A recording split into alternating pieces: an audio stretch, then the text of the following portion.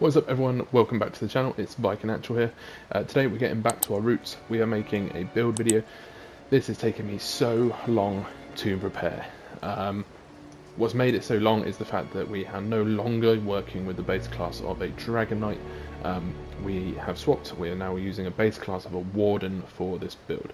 We're doing that because we want to, because we actively use the class script. It's really powerful in PvP at the moment. I think it's probably the best class script currently out there. So we are base class Warden now.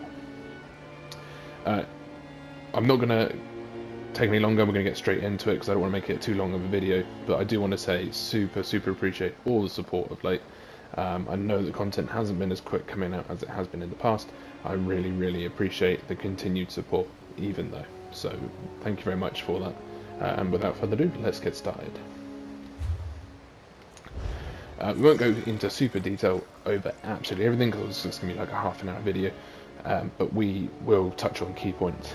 As you can see, attribute wise, we've got all of our points into health. So whereas before I've mainly went stamina, a little bit of health, we have all 64 points into health. This has given us a 40,000 max health pool. 40,000. And that isn't at the cost of our other resource pools. 20,000 magicka and nearly 25,000 stamina, with recoveries that are decent and do go a lot higher, specifically for stamina recovery, it goes super high. Obviously we've got decent average weapon and spell damage, not crazy, but does go up because of some of our sets. Spell critical, nearly 50%. Every other hit we do will be a critical.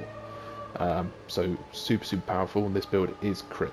This is the meta build to what was the anti-meta build of the Berserker. As you can see, spell penetration and physical penetration low. If you go and check out my video of how to theory craft or how to create your own PvP build, you'll know that, you know, when you're making a build, you do need to be very specific about which line you're going to go down. Are you going to go down the raw damage, or are you going to go down the critical side? And it's important to pick a side and stick to it, because otherwise you will run the risk of being mediocre and trying to, you know, appease too many specifications. For this build, we have went for critical damage. So spell penetration isn't as needed. From what I've seen, penetration compared to other patches isn't as necessary. In other patches, like, you'd have to have 10,000 penetration to even stand a chance. Because of how powerful critical is at the moment, running around with 4,000 is adequate. Enough said on that. Resistances, they are low at the moment. This is not a mid-max build. I might release another video once it is mid-maxed, but they are sat at 20,000 on the front bar unbuffed, with 18,000, which goes up to over 3,000, about 3,400 I think, once we've procced one of our sets. So really high resistances. On the back bar, once I've mid-maxed, from my calculations, I think it's going to be about 34,000. Front bar about 31. So really high resistances. To help with that, we are running the Love Mundus just to boost that a little bit higher. You cannot have enough resistances because of how high the damage is. So along with really high healing, I wanted this to be quite a tanky build with high resistances. We are not running Vampire. Absolutely could. For me, it was more of a choice of I wanted to make a build that wasn't a Vampire for those that aren't keen. The other half of it is aesthetic. I wanted to cover this guy in tattoos, and if you've ever played this game with a vampire with tattoos, you can't see them. So that's an aesthetic choice. It can 100% be included in your own build if you were copying it for the Undeath passive. We are using Bewitched Sugar Skulls to increase our health, stamina, and magicka with an increase to health recovery.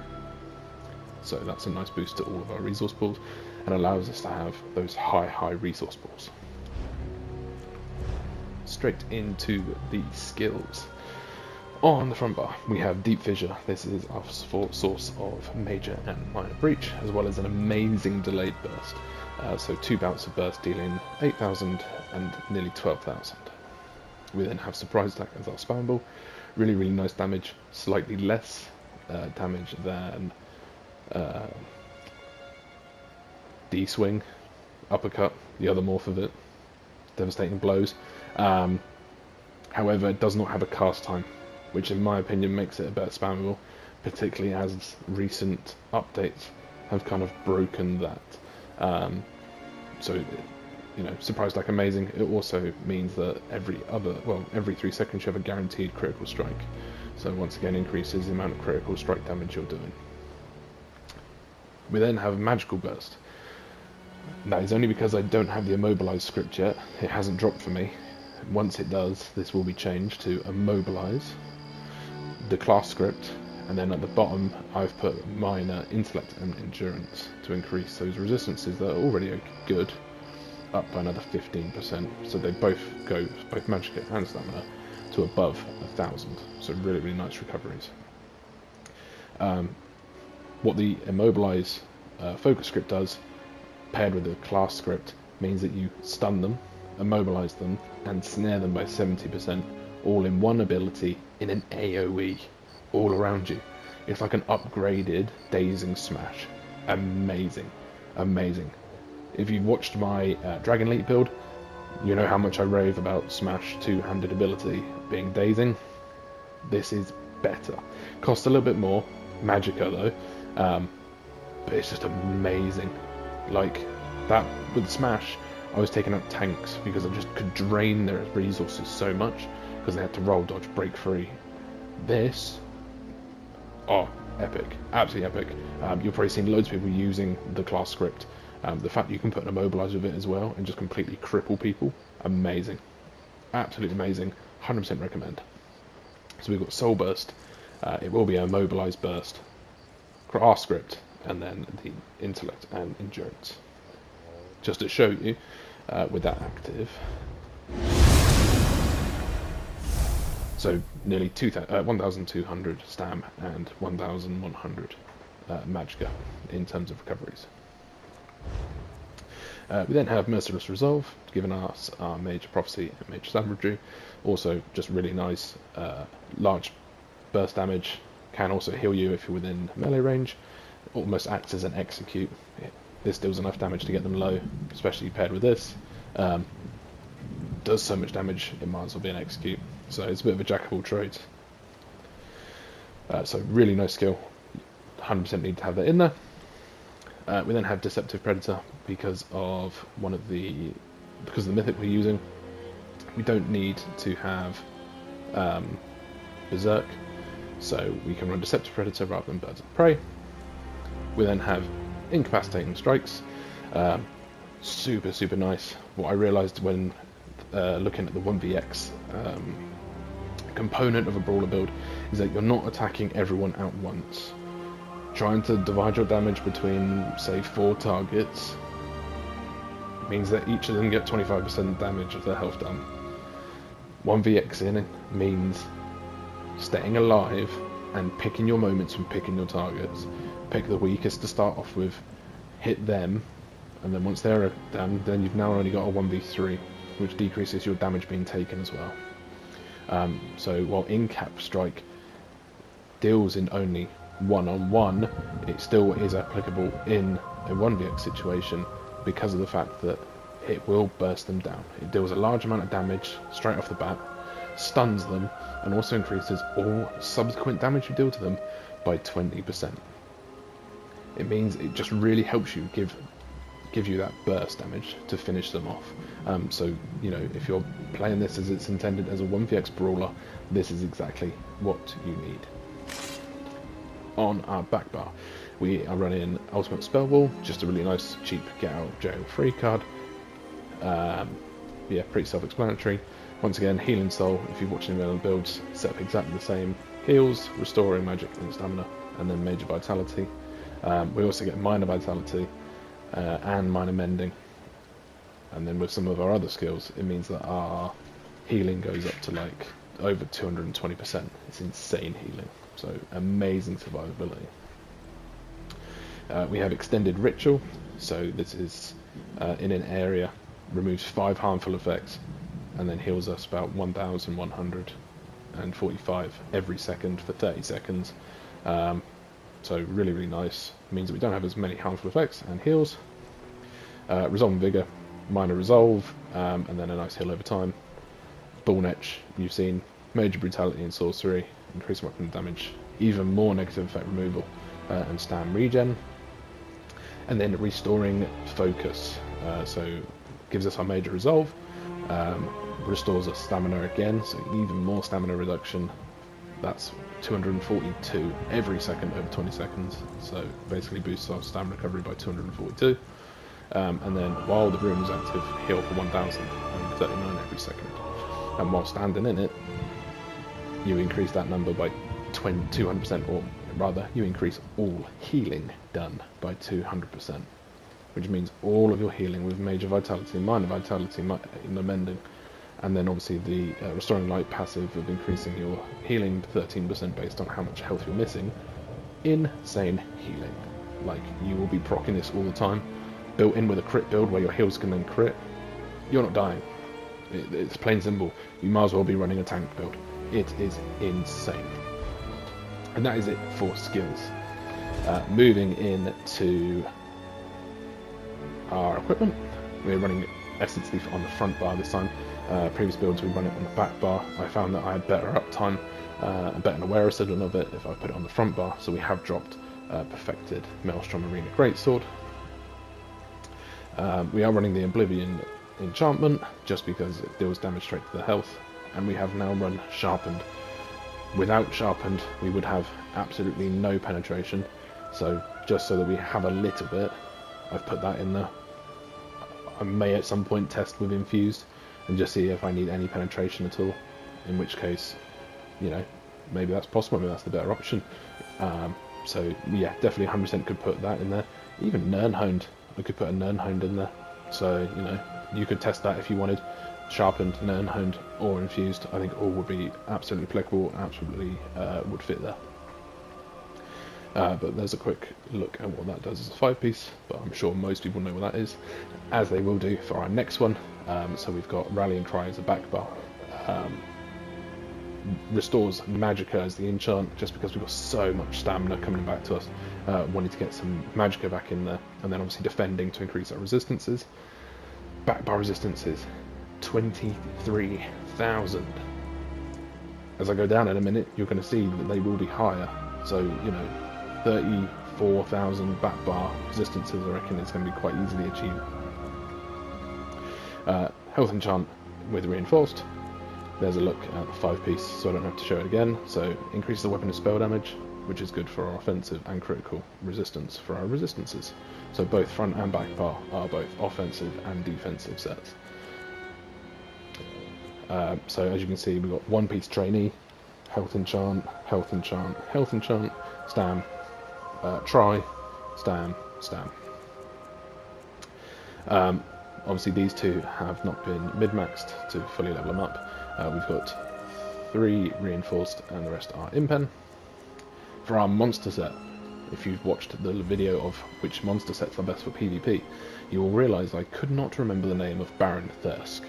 Baron Thirsk offers the same 1-piece as Magma Incarnate, so when you pair them together, they give you over 200, nearly 260 stam and Magicka recovery, which is a little bit less than a fully stacked Roxa setup. So the pairing of these gives you 100% uptime on huge, huge, huge recovery. So we are running 1 Baron Thirsk and 1 Magma Incarnate for that. Obviously 1-piece trainee, and then the rest are medium Essence Leaf and 1 Rallying Cry light. So 3 heavy, 3 medium, 1 light. We're then running jewelry pieces, all weapon and stam recovery, infused to get the most out of that. The fact that we run the Munderstone that increases our resistances means we don't have to run protective, which boosts our weapon and spell damage, and our recoveries, because we don't have to run protected. So it is really nice to have that on there, and it saves us what other people are doing at the moment and running protective jewelry. And then finally we are running Monomyth Reforged, the best, and I do mean best, there is no question about it, crit build mythic at the moment. giving us major force, minor berserk on our front bar, increasing our damage done and crit damage, and then major protection and vitality on our back bar, increasing our healing and our resistances. So super, super nice, and is why we've managed to get such high. Oh, let me go to my front bar. Crit damage, once you add 20% onto that. 104% crit damage, so super, super nice. Finally, we'll get into this. Green, very, very typical. Oh, hang on, go back. You need to have Breakful, you need to have Rationer, and you need to have Liquid Efficiency. And then you can basically put it as whatever you want. I wouldn't recommend probably a stealth build, but you probably could make it. So I'll probably go into something like Steed's Blessing to increase movement speed. And then obviously Gifted Rider, maybe even War Mount. Moving across to blue CPs, I'm running Fighting Finesse to increase my critical damage and healing. We have so much healing over time, and we'll be dealing so much damage that will benefit both ends of our offensive and defensive. I'm running a Master at Arms to increase direct damage, and then I'm running Deli M to increase sync of target damage by 6% each. So for example, something like a surprise attack that is classed as both single and direct will benefit a 12% damage increase. And then finally for a defensive set, because we don't need the extra critical resistance, I'm running Duelist's Rebuff to give us the 6% damage reduction to anything that is dealt as just to us, because I already have an AoE mitigation. Red CP was a little bit more challenging because of the fact that we have two cleansers. We have Bull Edge and we have the enhanced ritual. We are missing something that most people would say that we absolutely have to have in a PvP build, Pain's Refuge. If you're cleansing that much, there is a chance that you will not have a negative effect. There is a super high chance you're not going to have enough negative effect to make a good use of this. So we haven't included it because I don't think we're going to get that much, because of the fact you have to have so many negative effects built up to benefit from it, whereas something like Sustained by Suffering requires you only to have one negative effect to get 150 of all recoveries. The same as this, while you have a status effect, you only need to have one to reduce all of your core combat skill costs by 25%, which is a lot more achievable in this current build than having a load. So we have Survival Instincts, we have Sustained by Suffering, we have Fortified for extra resistances. A flex spot would be this. I would probably say that I'm going to be taking it off, so if I release a later video to show you the max build with any changes and tweaks I've made, this very might be gone, and I will be putting in place Celerity, because we don't have Storm Calling, so we don't have Minor Expedition, so just to make up for that, Celerity. And that is essentially the build. To show you it all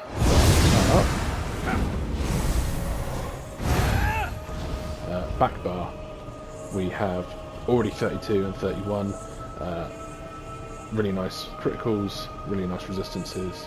Obviously on the back bar with the health enchant, nearly 42,000 health, and decent spell damage for healing. And then front bar, just under 30,000 at the moment.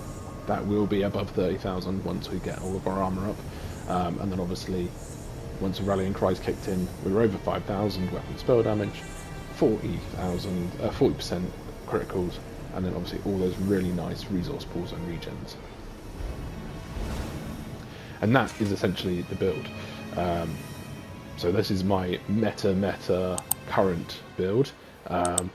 And I hope you have enjoyed. If you have any questions about the build, please drop it in the comments and I will answer. But as always, I will catch you in the next one.